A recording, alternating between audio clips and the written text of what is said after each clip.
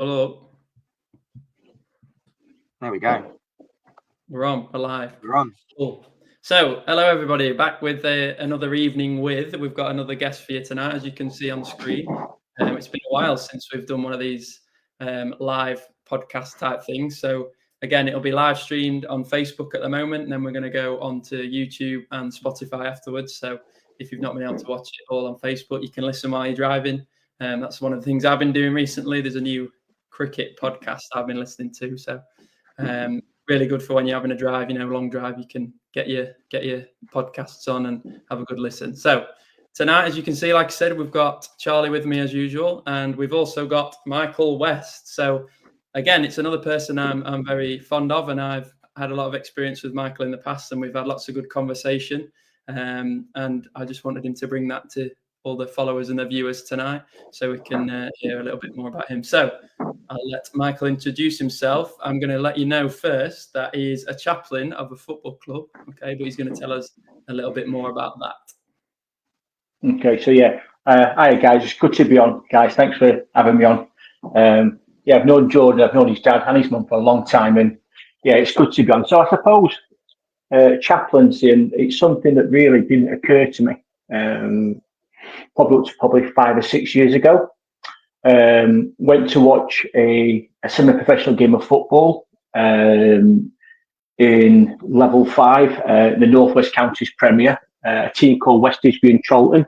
My friend was the chaplain, the chairman there. Started watching it, thought I like it. It's good crack, good crowds, good people there. And from that point, then he just asked me if I would consider doing a chaplaincy role. But at that point, they didn't know what a chaplain was.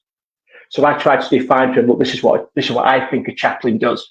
So within the club of West Didsbury and Cholton, which is in the south of Manchester, we've got 35 teams from the age of under 5s up to vets team and 2 women's team that play at a good level, a first team, and then the generations through under 10s, 11s, 12s, 13s, 14s, both male and female. So like I said, 35 teams. We get crowds of in excess of 1,000 on a Saturday. We've got really good crowds. So really, it's a really good opportunity for me to do an undercover sort of faith job, pastoral job. So part of my chaplaincy really is primarily looking after the first team and the management structure there. And then as part of my role at the club also in terms of chaplaincy, I spend a lot of time going around the ground. Watch really weird. I don't really watch that much of the match, to be fair, sometimes. I'm just talking all the time. Built some great relationships over the last 3 or 4 years, had some wonderful experiences of sharing my faith, but also being a good listening ear to people from very different backgrounds. And just really being like I'm going to say calming presence. That's not true, because on the touchline, I'm shocking. I'm hardly calming, but I think I've been able to have those opportunities, whether it's been with a player, part of the management, one of the committee members, or one of the parents, or whatever, or spectators, where actually I've been able to just really try and be a bit of Jesus to them without putting faith or religion down their throat. So real privilege, love it.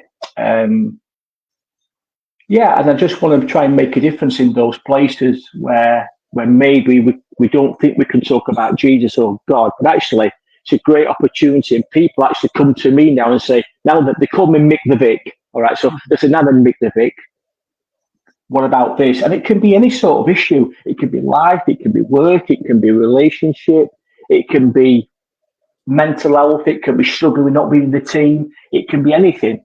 But really has been a really great privilege to be part of it. How long have you been doing that then? So I started, this is my 4th full season. My first one was in COVID. And then since then, I've been doing it for 4 years now. So I'm into my 4th full season now.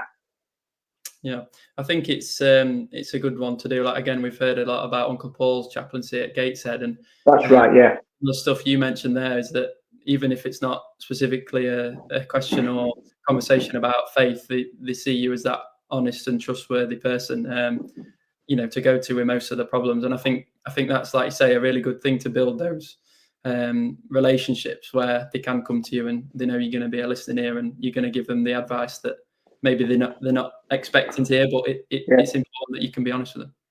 Yeah, it's a point of privilege. I take it really seriously. It's a vocation. It's a privilege. It's confidential. I can have conversations with the manager or a player about something or anybody, and that's a conversation between myself and them. If you go into things like sports club or any sort of society or organisation, it's so easy, isn't it, to then go and tell somebody else what's happened. But actually, for me, I treat it as though I'm being confidential and passionate and compassionate within the realms of church. I see that as church. So when I go to West Didsbury, home and away, that's me and Jesus doing something for the church, for his kingdom. Yeah, that's really good. It's cool, isn't it, to be able to take that outside of that, what people would class as church, isn't it, to be able to go and do it in someone else's, back garden almost, or their comfort zone, which is cool. Again, so you've got your Salvation Army top on there. Do you want to go into a little bit more detail about where you've come from and how that's all come about and how you got into that in the first place? What, in terms of Salvation Army in general? Yeah. Yeah. So basically, I'm what they call a fifth generation Salvationist.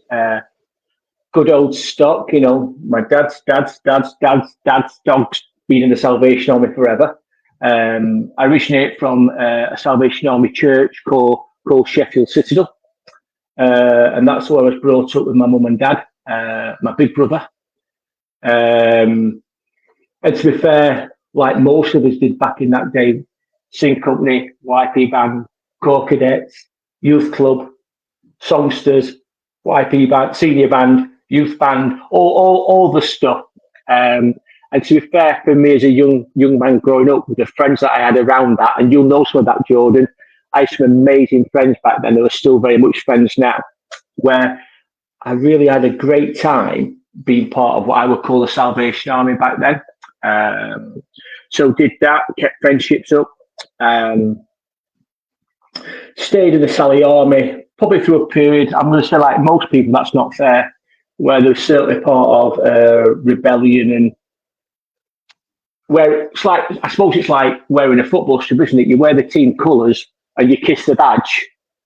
Do you know what I mean? And you give that kiss, but actually, for a certain extent, I wore the colours, I wore the cap, wore the uniform, wore the tie, played the trombone, kissed the crest.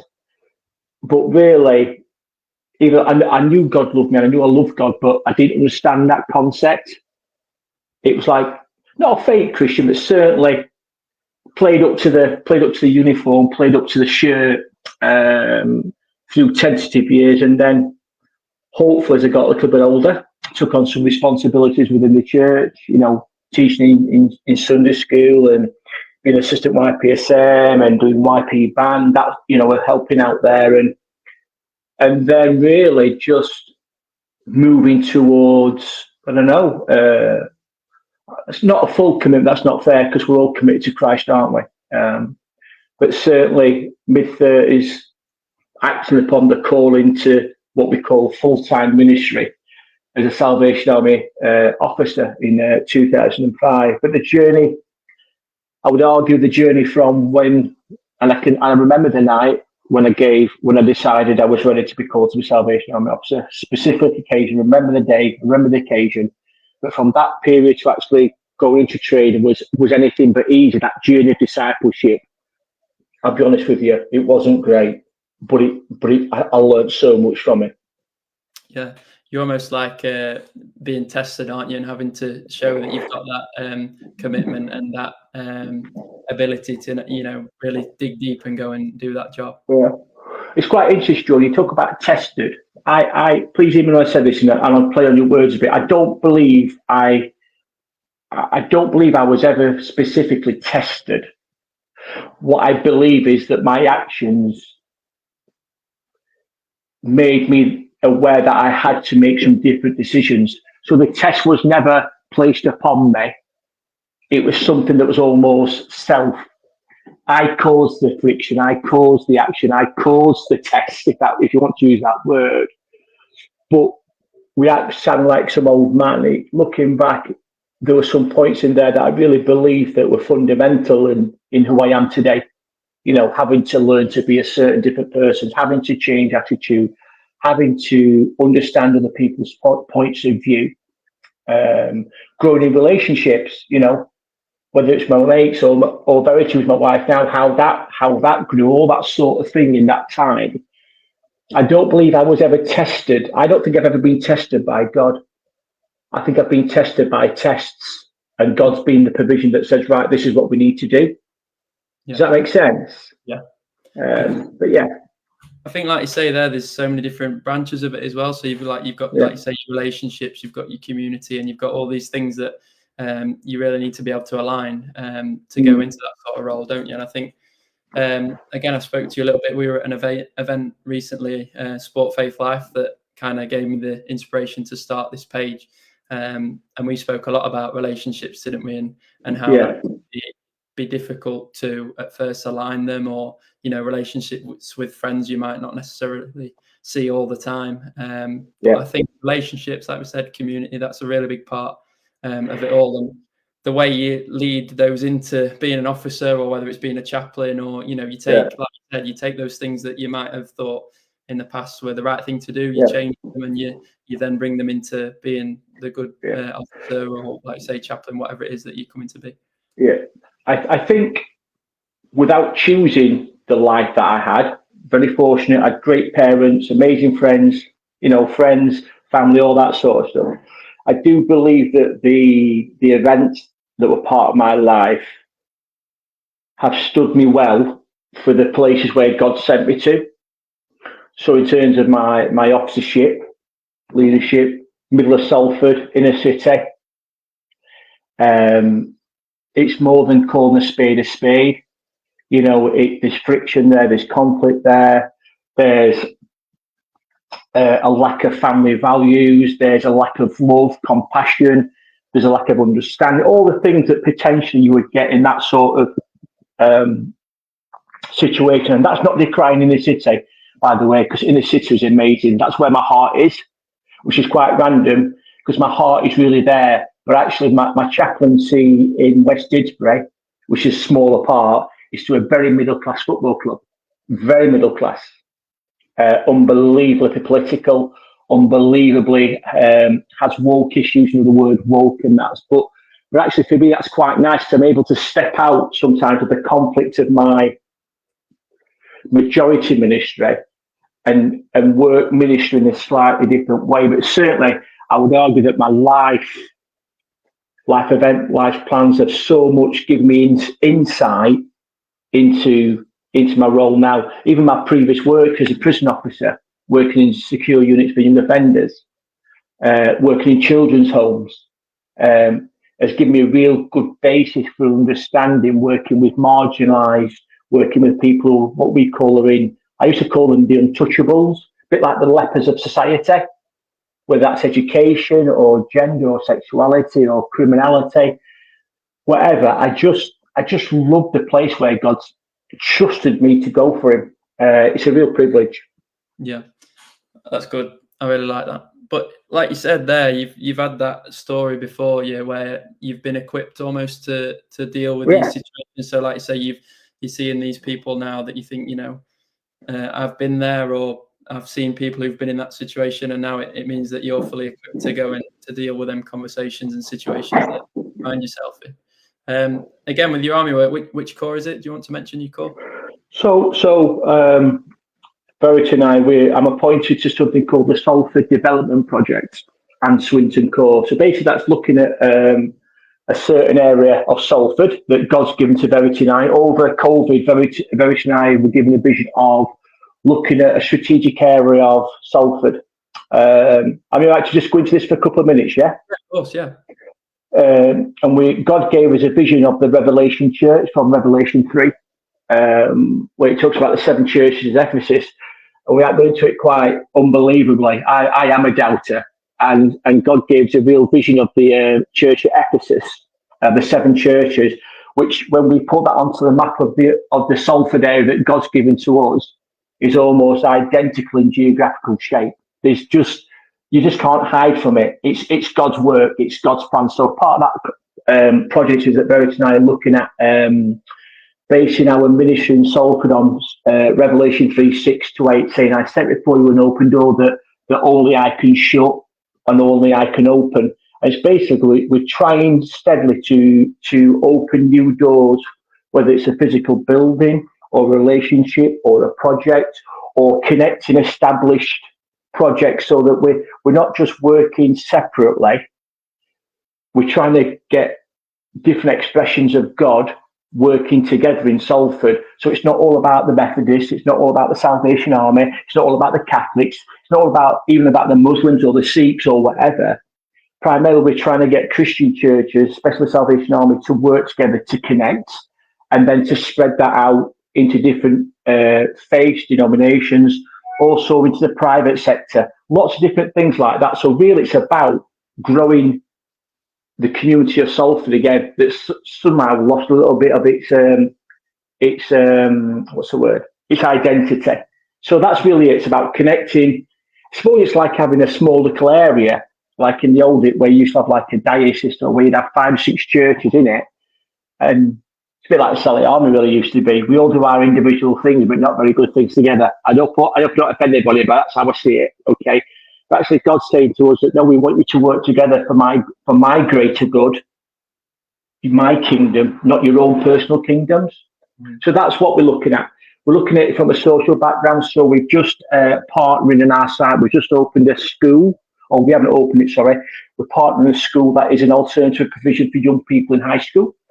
So that's an open door that we've given to somebody else, where we've used our building, but we're able to go in and speak to the children, speak to the staff. So we've got an open dialogue.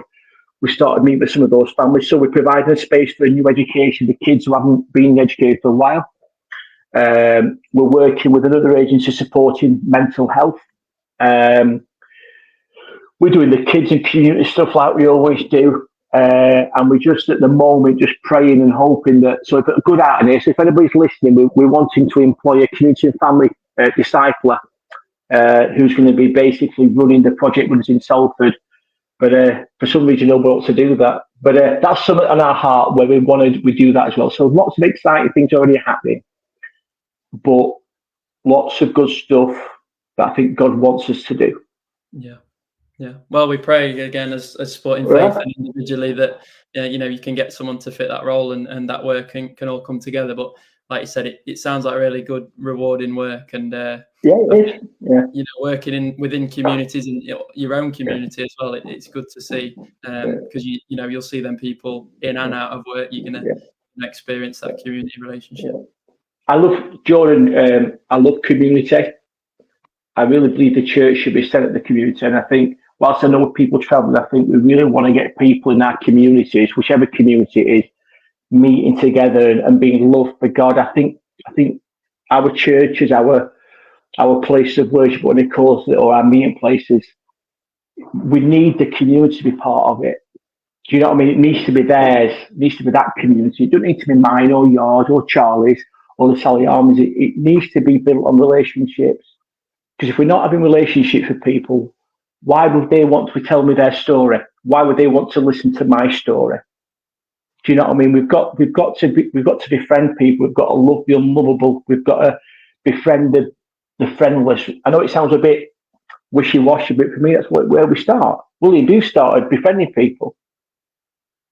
He met them where they were at, and I think that's what we need to do. We need to meet people where they're at in our community, which then becomes my community. Salford is my community. It's my community. Charlie, I saw you were muted there. Were you wanting to ask something? Yeah, no, firstly, Michael, great to have you on, and thank you for your honesty, which we spoke about this, and that's it's so important, isn't it, just to say how we are feeling and be honest about that, and be actually sharing rather than giving a sort of fabricated version of what's going on. But yeah, so I appreciate that.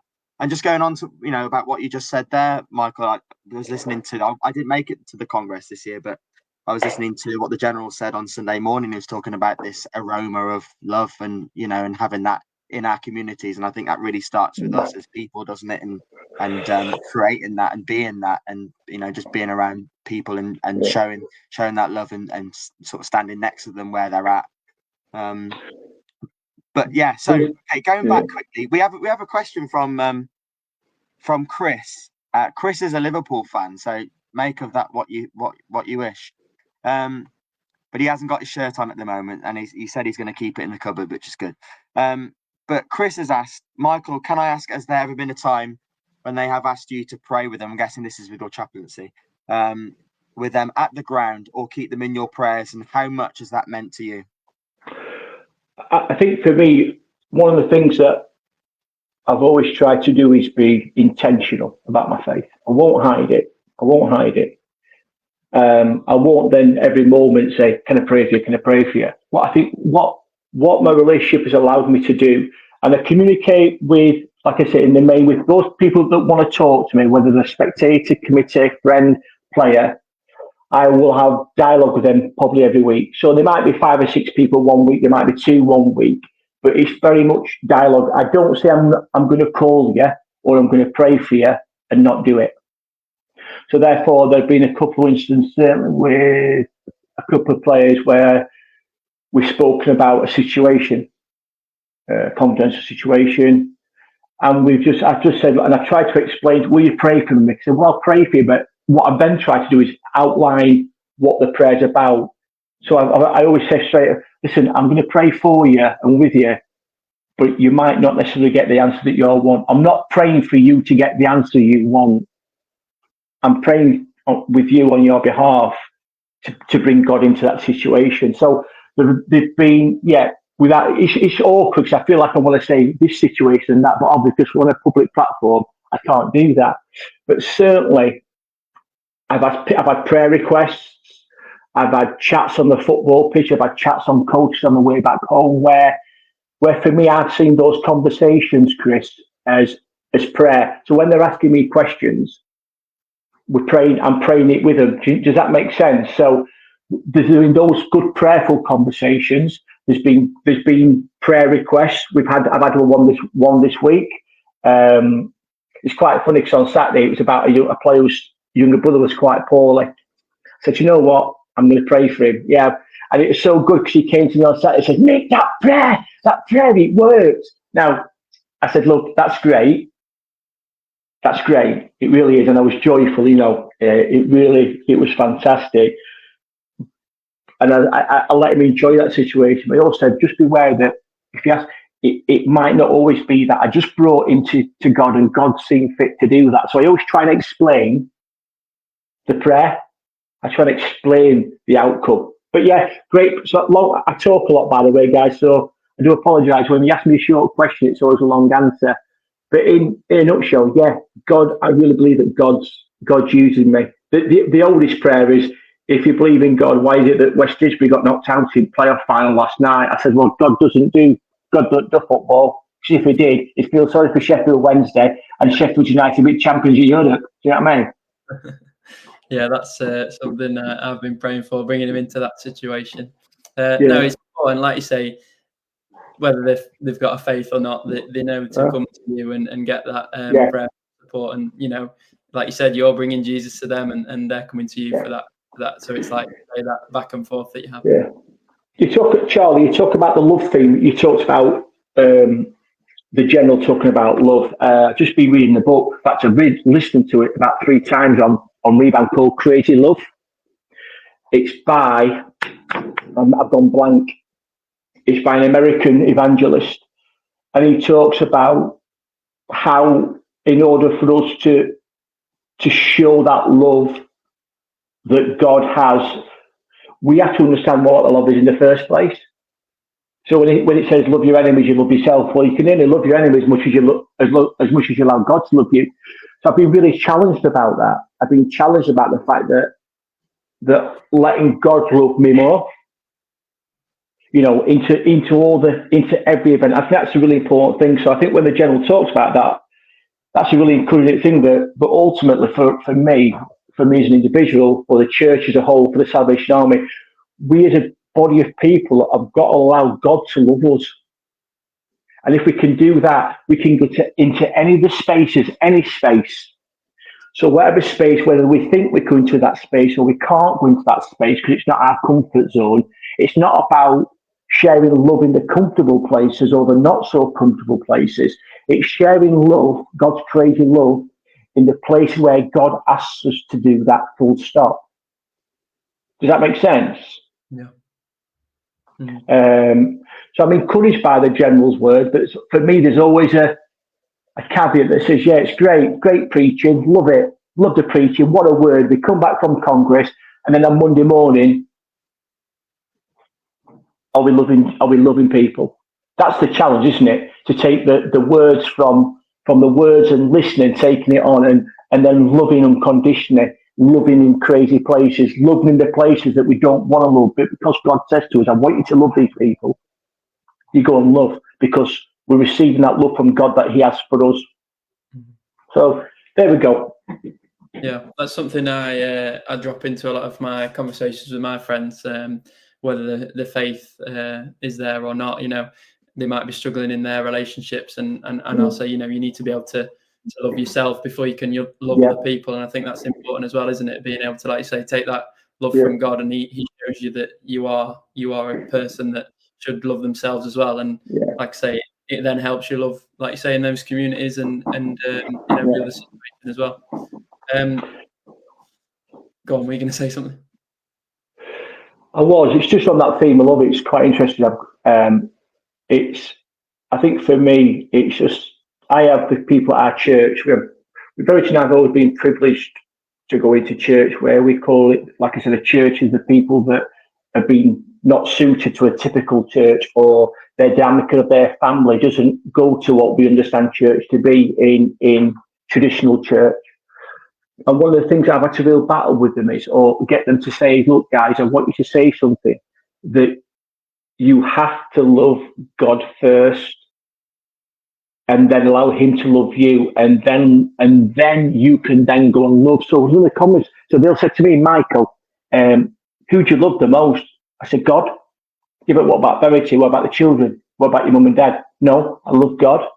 I love God first, and because of me striving to love God first and understanding what his love can do for me, I then can bring that love and receive that love in all those situations from that presence of God's love. So I take God's love into my relationships. I take God's love into my marriage, my role as a father, as a son.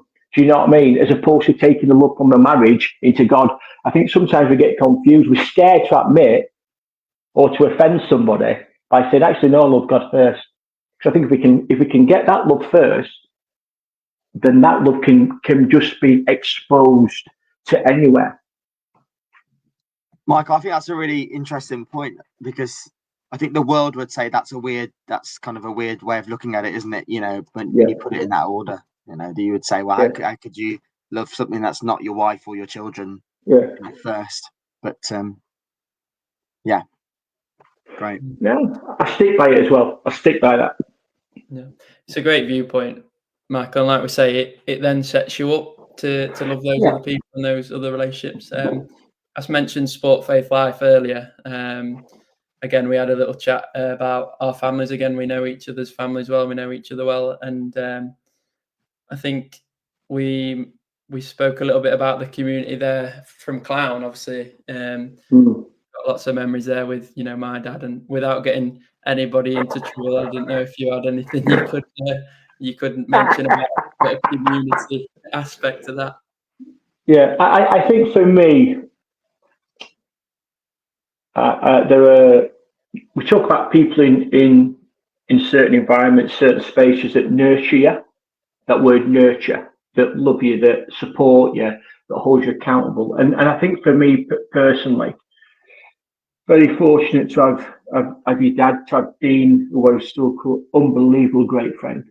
You know, Ronnie, Uncle Paul, Gaz, Mark, Eddie Wood, all those names alone at Clown. And then I look at what I call the patriarchs or the matriarchs of a place like Clown, for instance. Auntie Joan, Uncle Ken. Do you know what I mean? That used to put me up. on whatever night that they wanted to put me up on. You know what I mean? And we'd go and play football over in Clown with the mates, and then actually Joan would feed us and chat to us, and always accountable. Uncle Ken would just show unbelievable love towards myself, but also the group that we were at that time. And I think for me, if we're not careful sometimes, I think it's a bit of a middle ground where we think those of the past, so my dad's age, granddad's age, the 70, 80 somethings, they're old school, but actually I would argue that they knew the real understanding and disciplines of what it was to love, to be faithful, to be committed, to show grace and understanding, and from a point of love, give wisdom, chastise you, give you a rollicking, give you a hug.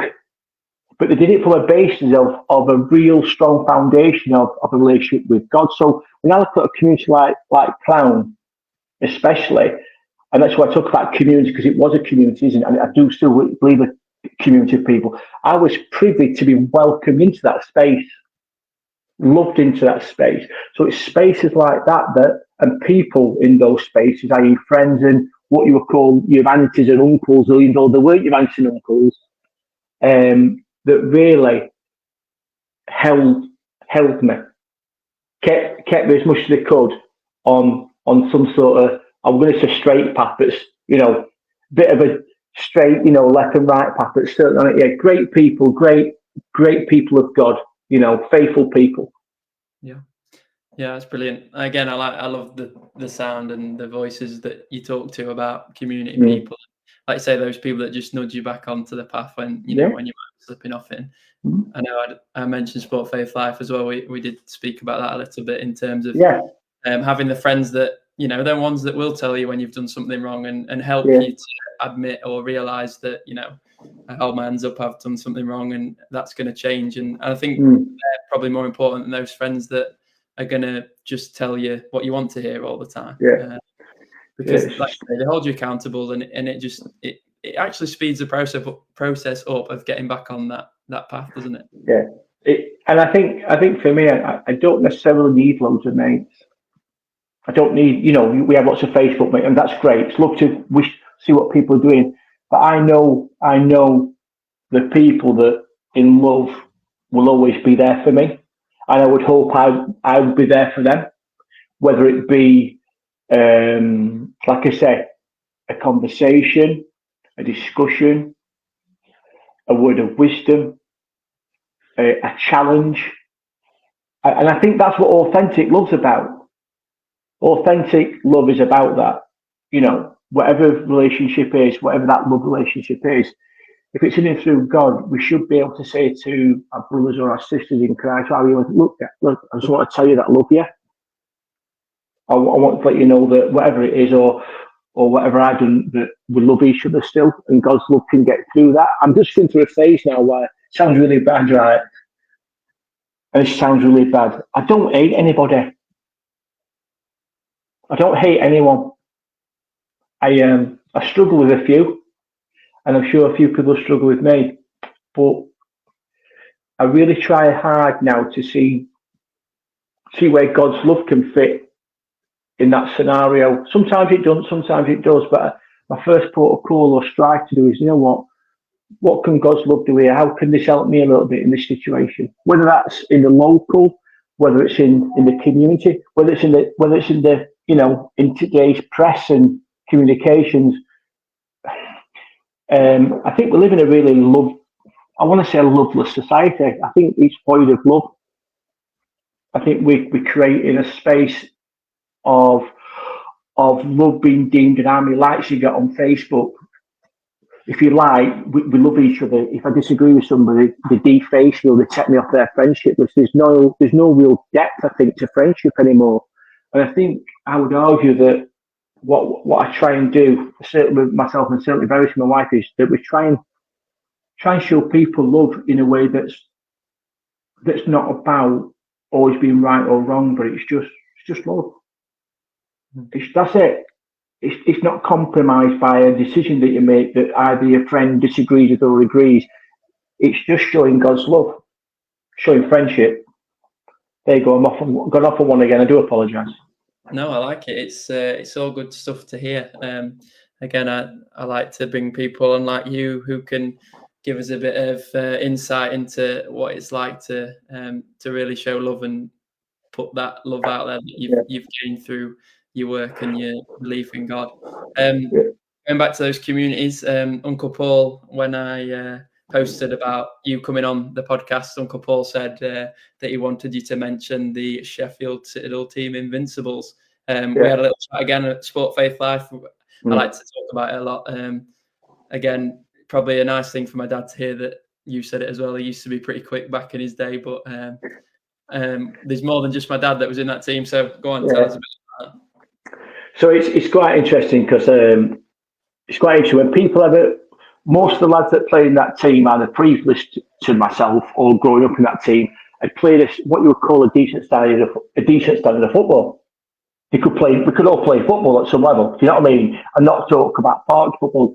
And the biggest thing that always used to make us laugh, especially around the time of like Gaz and Mark playing, me and Andrew, the Badhamses, the Coltsters, the Ronnies, the Southcotts, up the Wildmans, all that.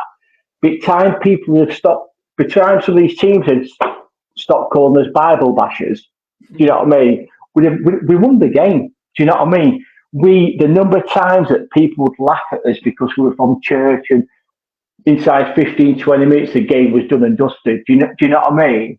We were really competitive. We were also competitive, but we were also dirty as well. Do you know what I mean? Let's just clear it up. We didn't wave a white flag or say, come on, person, off you go. Don't get me wrong. I think we held some good principles, but ultimately we wanted to win. And to be fair, we won. Mm-hmm. We played at a really good level of junior football, junior men's football. We won cups, we won leagues, we went unbeaten. Whether it was in the Sheffield local league or even going to Butlins, when we used to go to Butlins as young men, we always won. Do you know what I mean? And that was quite good. And people like Uncle Paul, and I'm not just saying Uncle Paul was an unbelievable midfielder. He was beautiful. And Uncle Dave, great goalkeeper. Your dad was like I said, we were good footballers, but also that was a good community because that held us. There were different guys there from different Salvation Army churches, corps, who built friendships. Where actually there might have been a couple of guys that went to one church where they were the only young man at that church. And actually there might be 3 or 4 from this place, 4 or 5 from here. And it allowed those people that were a little bit isolated to come and be part of the family, be part of that space. Do you know what I mean? That for me was one of the great things. But certainly as a team, we were good. We played in some dodgy strips like yellow and green stripes shirts and yellow socks and yellow shorts. We looked like bananas sometimes. Played in the Liverpool away strip. We played in that one year. We played in blue and black, so we looked like Inter Milan. We played in red and black, so we looked like AC Milan.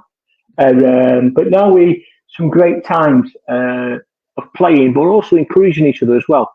There were some good people in that group that were slightly older than myself that would, again, make sure that we were okay. A real privilege. I'll tell you about one thing, but one of the highlights we do remember though about football is that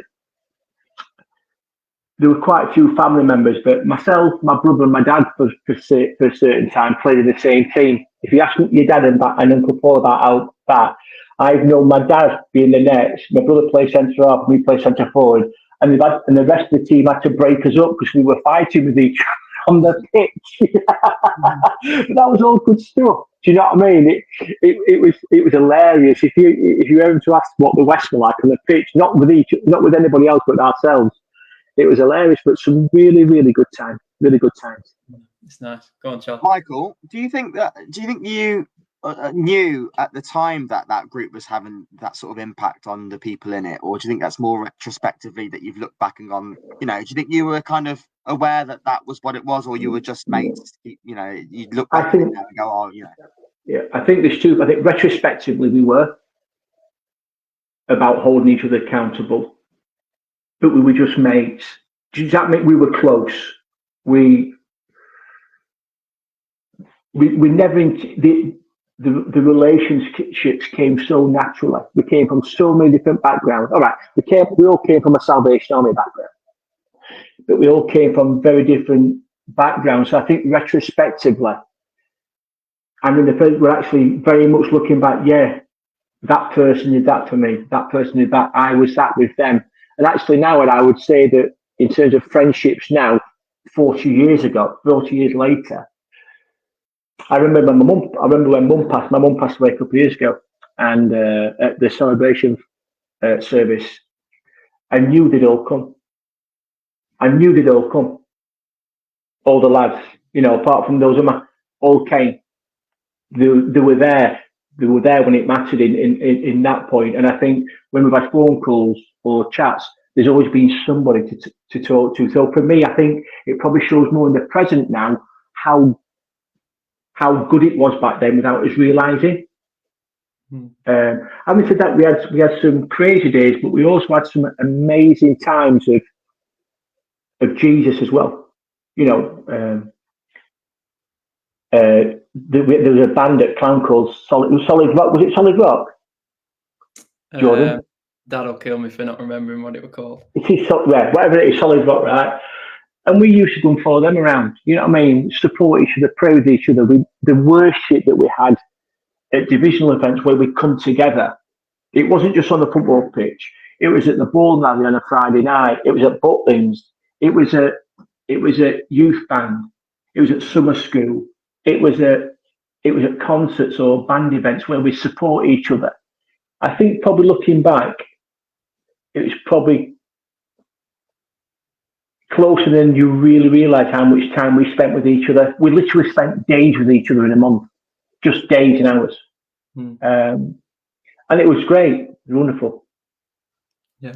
I have a group of lads like that. Again, I spoke to you about it a little bit, where, because we're all from different corps, different churches, we don't see each other that often at all. And, we might see each other once every 2-3 months. And like you say, you get together again and it's just like you've been there all the time. You have those relationships that you don't need to speak to each other or see each other for a couple of weeks. And when you get back together, it's, back in the day, we probably just would speak about all sorts of nonsense, but now we coming together and with it saying, when you're getting married, when you're getting engaged, when you're moving out and stuff like that. And it's the conversations change, but it's still based on that same, like we've said, community and love that we've built up through growing up together. And in those times we probably didn't think, like you said there, but you don't think about the impact you're having on each other.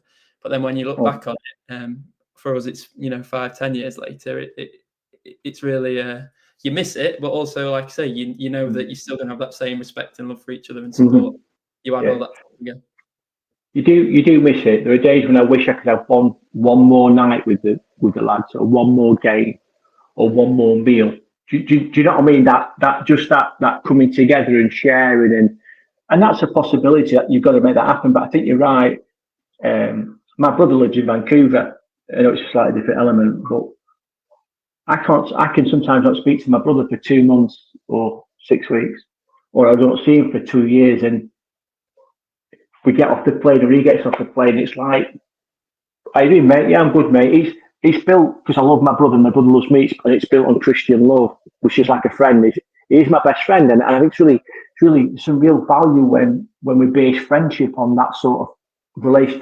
When we base friendship on that type of relationship, where actually we can just pick up naturally where we were beforehand. Yeah. Do you say there about your brother? Is your brother older or younger than you?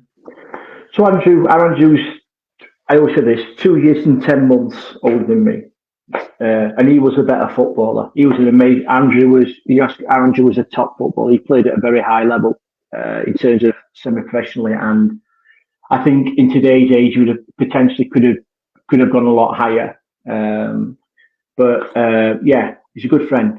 Miss him. So when you talk about that relationship there, is there anyone else that you kind of looked up to or found a bit of an inspiration in terms of whether that was on the sporting side of it or the faith side of it? I think it's very difficult. I think for me, you always have in my head I have like these top people I haven't talked to about already. So in my top two will always be my dad and my brother, always. always will be my top two influences, and people that I love in terms of role models. I think for me, outside of that, there are a couple of people. It's very difficult. So you start mentioning one, you mention another one. Do you know what I mean? There's nobody, I'll be honest with you, there's nobody in the professional celebrity realms that float my boat.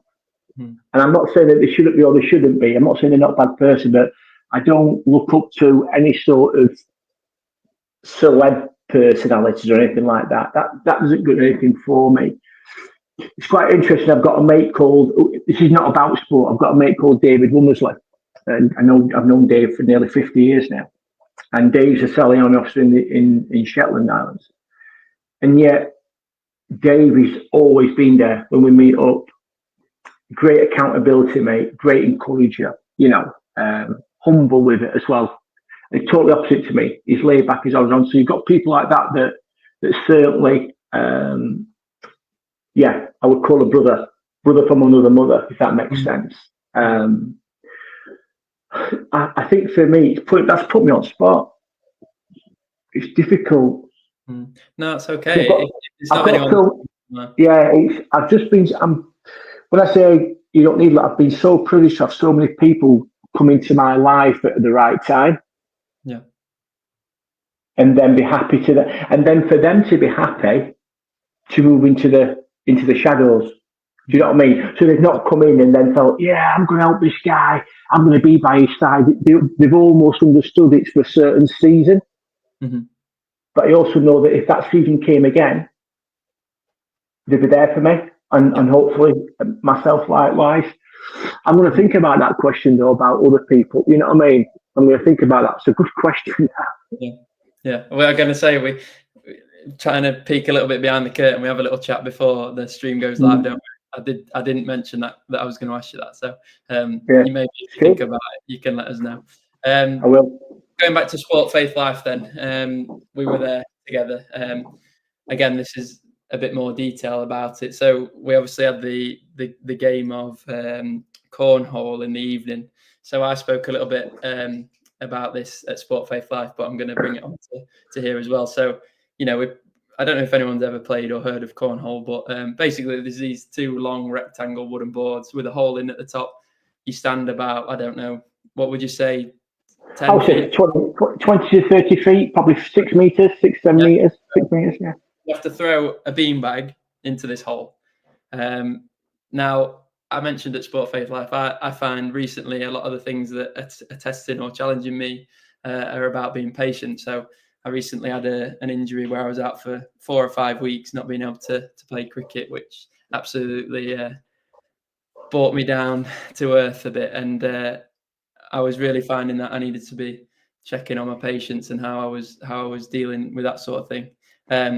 We had a laugh about it. In the end, we had a very long game of cornhole, and it really did test me again because I'd had a long day of cricket. I wanted to just chill out and have a drink and watch not a drink, you know what I mean, and watch the Euros at the Sport Faith Life event we were at. But it really did test my patience because, again, it was all a laugh and a joke in the end, but it really showed me that what I'd been working on was still there. Sometimes you think, oh, I've nailed that. I've nailed patience now. I can move on. But then other things just spring up again and you have to be tested again. And I think, like we said before, whether those tests come from God or whatever that is, if it's us doing something wrong that then proves a test, I think it's really important to recognize that those things will just keep cropping up. It's not a case of dealing with one thing and that's it, on to the next thing now. Those things do keep coming. And I think it's, like we said before to you there, about being honest and open and being able to acknowledge that we're not going to be perfect. We're never going to nail the same thing every time. And I think it's important to be able to share that. I think it's really important, Jordan, that so whilst I wouldn't tell everybody my whole story, I'm not ashamed of my story, by the way. Let me clear that up as well. That for me, lies or truth now holds me. So the fact that I lived a lie, but I became truthful about that, that truth, the truth sets you free, doesn't it? But also for me, I feel that there's no bondage from other people. So when I tried to be open and transparent with people, I said, look, guys, I'm going to tell you my story. I'm going to share this with you. I'm going to share it from a point of, in the moment, right at this moment, I'm in a good place with my story still. But actually, not that I'm trying to wait for it to come and catch me up again. I'm very wary that there are always going to be potential snags that may point me back towards the difficulties I had the past. Does that make sense? Yeah. Not that I'm fearful. I'm not fearful of that. I respect it. I understand it. But also one of the things I've found out to be really important is that what anybody thinks or doesn't think of myself, or may not know about my story, I know that between God and myself and the people that matter, that no longer holds me. I'm free from it. So it could be a person, it could be an organization, it could be the Salvation Army, it could be whatever, it could be a group. I think for me, acknowledging that I'm saved by grace, acknowledging that I've been truthful before God, before the people that I love about certain situations, the occasion in my life, the story that I had to share. And I'll share that with you one day, another day maybe, because it's a long story. That doesn't hold me. Deceit doesn't hold me anywhere. It doesn't hold me anymore. And that's probably one thing I'd encourage people back to listen, say that not allow deceit or other people's thoughts about who you are, or what you have or haven't done, take away your identity of being in God, being in Christ, on the promise of the fact you come before God, and being willing to have God's extravagant love come over you. Do you know what I mean? It's not just one way. You've got to come before God. I think the moment you come before God, then that when you're struggling to patience, you're not feeling that, oh, I've failed. No, it's not failure. It's not failure, Jordan. It's acknowledging that at this moment, I've had a bit of a blip. Let's go again. Let's receive God's grace about that. Let's learn from that. Let's live through that. Let's admit that. But let's not also think it's sorted, because life isn't sorted like that. I think we've always got to be respectful of God's love. We've also got to be respectful of the dark side. Do you know what I mean? In terms of its power. But I think for you, like you say, to acknowledge, I think when we come to a point where we say, do you know what? And we say something like, I've struggled not to get angry, or I've struggled not to be patient. Actually, that for me is a positive, because we're acknowledging that doesn't sit comfortably with us. We're not justifying it. We're not saying, I'm struggling because I had a bad game of cricket, so therefore I'm going to be showing off here now. I think when we say, look, struggle with impatience at the minute, that for me is a good sign to work on. So be encouraged. Yeah. Thank you for that. Again, like we say, that's what this platform's for me. Is we're basing ourselves on sport, but it doesn't always have to be about sport. We've got the faith there as well, and that's just as important, if not, well, it is more important. We're here to talk about how we can live our lives through faith in our sports, but like I say, it's really important to talk about those things: discipline and honesty and integrity, community, that sort of thing, because we'll learn a lot from that. And then, like we said, with love, we learn all these things. We can take that into our sports as well. Charlie, have you got any more questions on there? Well, I've got one question. I hope it's not too juicy. But I had to ask it. For those that are watching, and and for those that will be listening later on, you spoke about officership, and I just want to know, how do you know that you're called to that? I think without sounding like some old major, because I am old now. I'm 57 now, so I remember 40 years ago, Sunday night, Barnsley Salvation Army, youth councils, Oslo Youth Choir were there, and Bayek, their youth choir, they were gorgeous and they were beautiful. You know what I mean? Not only could they sing, you know, their sheer beauty. I've never seen so many young men so quiet looking at such a beautiful choir. But thereby, I remember going to the nurse seat there, and I wasn't particularly in a good place. I was probably in one of my really, well, around that time anyway, I was in a poor place anyway in terms of kissing the badge, but you know, anything but still desiring God. And then I remember then, certainly at 17, I remember God saying to me, calling into officership, to which I replied, "You're having a giraffe." Do you know what I mean? It's just not happening. What me, you know, looking at that. And I think for me then, I had that first calling. And what I would say, I didn't go into officership till I was 33, I think it was 33, 34, I can't remember. And I think for me, I think one thing that I do believe that knowing I was called, that some of the jobs that I went through, some of the relationships that I went through, some of the types of lifestyle things that I had to work through. Again, this is hindsight, Charlie. I'm able to look back, do you know what I mean? Saying actually they were all things that specifically were going to prepare me for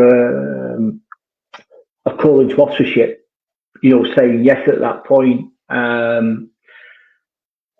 So I suppose I think it's easy to look back and say, I knew I was always called. There was always something at the back of my mind that said, Michael, I think if you get yourself going, you'll honour God's calling. You'll honour God's calling. So for me, it was always there. Never went really away. Even when I went into a bad job or a good job or a bad relationship or a good relationship or whatever. Even when Verity and I got married, in fact, Verity and I broke up at Butlins, good old days, because I told Verity I wanted to be called to be a Salvation Army officer. And so we broke up like you do, and then we fall back in love 24 hours later because I saw what you do. And then we got married and we had children and we had massive discussions and disagreements about officership. And then we went to Roots. And I suppose this was my confirmation because I'd given up the ghost on it. I'd given up because Verity was really not there. And we went to listen to a speaker at Roots, so maybe 2001, I think it was, and we went to a small church out of the way, out of the big stuff, out of the tents with 1,000 in. We went to Christ Church in Southport, 200 people there. And I was just sat there, just listening to what Chick Yule was going to say, and it was great. And Chick Yule says, right, I'm going to give a call for somebody to get out of the boat. I want you to step out of the boat. And I'm sat there thinking, well, I'm not stepping out of no boat. And about 10 seconds later, Verity just got up and she gave her life fully to God and into officership. So for me, my affirmation, I think, or my point of being ready was when Verity said yes. Does that make sense? And from that day onwards, yeah, like any job, some days I love it, some days I'm not so keen on it. But I just know for me, it's the right thing for me. It's just a no. I just know. I can't explain it. It's just a Noah. A little Noah saying, yeah, I'm not finished with you yet in this role. I'm not trying to demise any other leadership role or any local role or anybody who's a Christian or anything like that. I really feel that God's saying to me, I still want you to do what you're doing or be what you're being, more importantly. And it's specifically the Salvation Army officer. It is that simple as. I actually don't think I can't explain it. I just know. Even through I just know. Yeah, you can see there as well the passion that you speak about it and the way you talk about it. You can tell. Yeah, I think a lot of people say that as well, don't they? That you just know. You just once you get it, once you realise, this is something you do just know, and it is hard to articulate, isn't it? Yeah, it's the best for me. It's the best privilege in the world for me. It's the best vocation. It's the best. There's nothing better for me. For me. And like I said, there's lots of different roles out there in this, in the world, you know, of leadership, whether it's Christian or lay or whatever. But with regards to myself and God, I just know this is what's right. I could have walked away numerous of times. I could have got a better job after getting some qualifications, experience, come and do this, come and that. No, I don't want to. I'm content. I think it's probably because I'm more content who got away I'm in Christ that allows me to be content in the role that He's asked me to do, or the person that He wants me to be. So I count as a privilege. Like I said, sorry, Charlie, it's a long-winded answer, and it's not answered it really well. I just know. Yeah, I think as well, like when you say there, I can't remember what you said, asked or whatever, Charlie, if it was something you thought of, but I think if people are asking, how do you know? If they've been asked, I think that's enough to say, you know. That's a good point. Do you know what, Jordan? That's a real world of wisdom. That I think you know when you've been asked. I think you know when you said yes or no. I do believe that. I think that's a real good. That's a good way to explain it. I think you know because you said yes or you said no. Yeah. I really believe that. Looking into it, yeah. You just Not bad for Wednesday, aren't you? All good. Sound. Yeah. Well, Michael, thank you very much for that. That's been really good. You've had the good fun stories. We've had the in-depth chat. Really good. I like to be able to do both sides of that. You know, get the funny stories from, especially about my dad, and the real wisdom and insight. So, if you don't mind, I'm going to just do a little prayer for you. And then Charlie, if you've got anything else you want to add at the end, anything you want to ask or whatever, and then we'll leave it there. Is that all right? Brilliant. Yeah, great. Thanks for having me on. Lord, we just thank you for Michael and his story and the way he's been brave and shared it with us tonight and shared it with other people to hopefully help them with things they're going through. I pray that you'll bless the project that Michael and Verity are working on in their community and that they can be equipped to carry out the good work that you've planned for them.